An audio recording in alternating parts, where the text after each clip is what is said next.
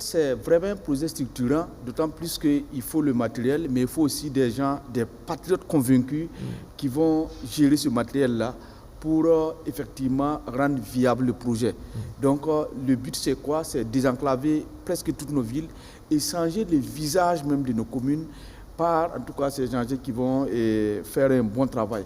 Vous voyez, quand ils ont annoncé l'élément à la télé, et vous savez, la semaine passée, on avait parlé de 592 milliards pour l'élevage et l'agriculture. Et cette fois-ci, on annonce 200 milliards pour ces engins-là pour désenclaver. Et ce n'est qu'une partie. Hein? Ce n'est qu'une partie. Ce n'est qu'une première partie. Et quand j'ai suivi ça, la phrase qui est sortie de ma bouche premièrement, c'est que Dieu bénisse ce président.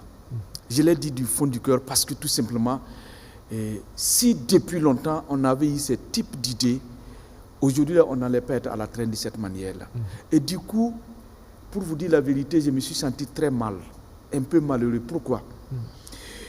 J'étais en train de voir si le Burkina Faso n'était pas en guerre et on avait ces initiatives, est-ce que les autres ne vont pas venir chercher l'emploi ici? Mais dommage, nous sommes encore repartis comme dans les années 1900 où l'impérialisme a pu monter des Burkinabés contre d'autres Burkinabés. L'impérialisme a exploité la cupidité et l'immaturité de nos frères burkinabés pour les retourner les uns contre les autres pour que nous soyons encore dans une situation défavorable. La deuxième raison qui m'a rendu triste, je me suis dit, mais après plus de 30 ans, tous ceux-là qui étaient aux affaires avant, qu'est-ce qui s'est passé pour qu'on n'a pas pensé à tout ce type d'initiative? On parle de 500 milliards, de 200 milliards. Bien que le pays soit en guerre, on arrive à mobiliser les fonds de cette manière. Qu'est-ce qui s'est passé avant? Ce sont ces questions qui me taraudent l'esprit. Et vous voyez, il y en a qui pensent que dans ce pays, quand il y a une conviction, il y a toujours une motivation.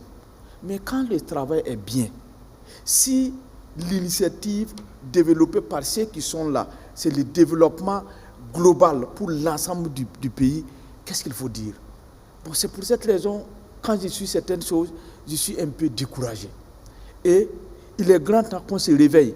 Le développement d'un pays, c'est une co-construction. Et le fauteuil présidentiel, comme disent les Ivoiriens, ce n'est pas un banc. C'est une seule personne qui va s'asseoir dessus.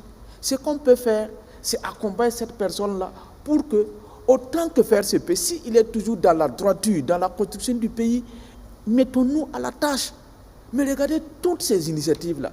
J'entends des mauvais esprits qui sont en train de dire que 5000 km, ils ont même fait des calculs mathématiques pour dire qu'il faut tant de jours, il faut tant d'équipes. Il y en a qui parlent de 170 équipes pour pouvoir construire 5000 km. Vous voyez, il faut avoir le courage de rêver. Il faut avoir le courage d'avoir des ambitions. Celui qui n'ose pas ne fera rien. Depuis la nuit des temps, on nous a toujours mis dans la tête qu'on ne vaut rien, on ne peut rien faire. Et on est toujours resté des vauriens.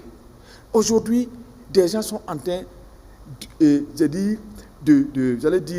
surpasser pour montrer que tout est possible. Accompagnons ces jeunes-là quand ils vont sortir. 450 producteurs. On parle de brigades de construction.